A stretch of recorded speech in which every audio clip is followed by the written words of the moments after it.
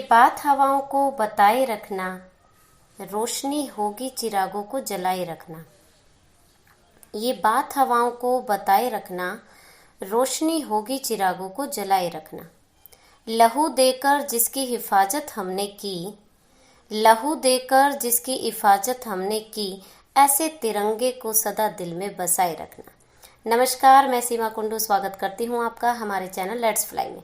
तो बच्चों, आज मैं आपके लिए बहुत ही खास लेके आई हूँ 22 जुलाई, जो कि दिन है जिस दिन हमने अपने राष्ट्रीय तिरंगे को अपनाया था। आज हम बात करेंगे 10 महत्वपूर्ण प्रश्न और उत्तर, जो कि आपके लिए और हम सभी के लिए जानने योग्य हैं। अब बच्चों, अगर आपने इस चैनल को सब्सक्राइब नहीं किया है तो पहले सब्सक्राइब कर दें, ताकि हर न्यू वीडियो आपके पास पहुंचे। तो चलिए शुरू करते हैं। राष्ट्रीय ध्वज किसी भी देश की आज़ादी और संप्रभुता का प्रतीक होता है। भारत के राष्ट्रीय ध्वज को संविधान सभा ने 22 जुलाई 1947 को अपनाया था। राष्ट्रीय ध्वज तिरंगे में समान अनुपात में 3 क्षैतिज पट्टियां हैं। गहरा केसरिया रंग सबसे ऊपर, सफ़ेद बीच में और हरा रंग सबसे नीचे। सफ़ेद पट्टी के बीच में नीले रंग का चक्र है। आइए राष्ट्रीय ध्वज के बारे में प्रश्न और उत्तरों के माध्यम से कुछ महत्वपूर्ण जानकारियां हासिल करते हैं। हमारा पहला प्रश्न है, यह कथन किसका है? एक ध्वज या झंडा न सिर्फ हमारी स्वतंत्रता बल्कि सभी लोगों की स्वतंत्रता का प्रतीक है। तो यहाँ पे हमारे पास ऑप्शन है जवाहरलाल नेहरू, महात्मा गांधी, सरदार वल्लभ भाई पटेल, डॉक्टर भीमराव अंबेडकर। तो इसका राइट आंसर है जो कि जवाहरलाल नेहरू। जवाहरलाल नेहरू ने ये स्लोगन जो है, ये कथन जो है उनके द्वारा कहा गया है, एक ध्वज झंडा न सिर्फ हमारी स्वतंत्रता का प्रतीक है बल्कि सभी लोगों की स्वतंत्रता का प्रतीक है। नेक्स्ट है, भारत के वर्तमान राष्ट्रीय ध्वज का डिजाइन किसने तैयार किया था? ऑप्शन है हमारे पास सचिंद्र प्रसाद बोस, सुकुमार मित्र, पिंगली वेंकैया एंड सरोजनी नायडू। तो बताइए बच्चों, आपको पता है इसका आंसर? तो इसके लिए राइट आंसर है ऑप्शन सी, पिंगली वेंकैया, जिन्होंने हमारे वर्तमान राष्ट्रीय ध्वज का डिजाइन तैयार किया था। नेक्स्ट है, चरखे की जगह चक्र कब अस्तित्व में आया? हमारे पास यहाँ पे ऑप्शन है 1932, 1935, 1942 एंड 1947। तो इसका जो राइट आंसर है 1947। नेक्स्ट हमारा प्रश्न है, भारत के तिरंगे झंडे के बारे में कौन सा कथन सही नहीं है? तो यहाँ पे देखिए, फर्स्ट ऑप्शन है ध्वज की लंबाई और चौड़ाई का अनुपात 2:3 है। सेकेंड ऑप्शन है सफ़ेद पट्टी के मध्य में एक चक्र है जो कि प्रगति और गतिशीलता का प्रतीक है। 3, झंडे के बीच का चक्र अशोक चक्र से लिया गया है। 4 ऑप्शन है इस चक्र का व्यास ध्वज की सफ़ेद पट्टी की चौड़ाई के 3/4 के लगभग है। तो यहाँ पे हमें ये बताना है कि इन चारों ऑप्शन में से कौन सा ऑप्शन जो है वो गलत है। तो इसका राइट आंसर है हमारा ऑप्शन ए, ध्वज की लंबाई और चौड़ाई का अनुपात 2:3 है। फोर्थ क्वेश्चन का राइट आंसर ध्वज की लंबाई और चौड़ाई का अनुपात 3:2 है। अब आता है हमारा क्वेश्चन नंबर 5, निम्न में से कौन सा कार्य करना अपराध की श्रेणी में आता है?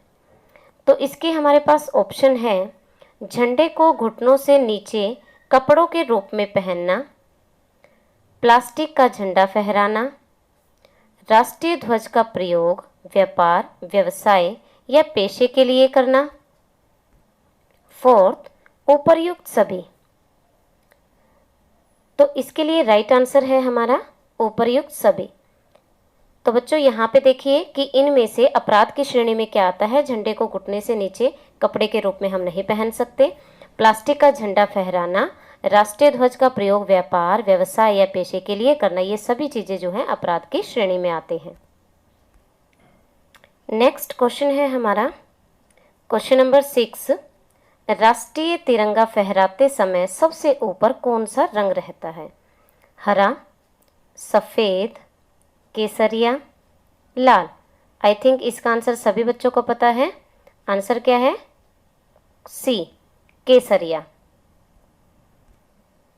नेक्स्ट हमारा क्वेश्चन है, झंडे में इस्तेमाल किए जाने वाला सफ़ेद रंग किस बात का प्रतीक है? बलिदान, सच्चाई और विचारों की पवित्रता, जीवन की समृद्धि, निम्न में से कोई नहीं। तो इसके लिए हमारा जो राइट आंसर है सच्चाई और विचारों की पवित्रता। जो हमारा सफ़ेद रंग है वो सच्चाई और पवित्रता के लिए पवित्रता का प्रतीक है। जो सफ़ेद रंग है वो सच्चाई और विचारों की पवित्रता का प्रतीक है। क्वेश्चन नंबर 8 है, राष्ट्रीय ध्वज कहाँ पर फहराया जाता है? फर्स्ट ऑप्शन है राष्ट्रपति भवन, संसद भवन, आम लोगों के घरों पर भी और उपर्युक्त सभी। तो बच्चों इसका राइट आंसर है उपर्युक्त सभी। हम अपने राष्ट्रीय ध्वज को राष्ट्रपति भवन, संसद भवन, आम लोगों के घरों पर भी फहरा सकते हैं। बच्चों यहाँ पे बहुत ही महत्वपूर्ण जानकारी कि हम पहले घरों पे जो है राष्ट्रीय ध्वज को नहीं फहरा सकते थे। 26 जनवरी 2002 को फ्लैग कोड बदल गया। अब भारतीयों को कहीं भी किसी भी समय गर्व के साथ झंडा फहराने की आज़ादी दे दी गई है। ये जो है आपके लिए एक महत्वपूर्ण जानकारी है 26 जनवरी 2002 से। नेक्स्ट हमारा क्वेश्चन है, सुप्रीम कोर्ट ने किस अनुच्छेद के तहत ध्वज फहराने के अधिकार को मौलिक अधिकार के रूप में घोषित किया है? तो हमारे ऑप्शन है अनुच्छेद 19(1), अनुच्छेद 14, अनुच्छेद 18, अनुच्छेद 21। जैसे कि हमारे फंडामेंटल्स राइट होते हैं उसमें अनुच्छेद जो 19 है वो हमारा स्वतंत्रता का अधिकार है।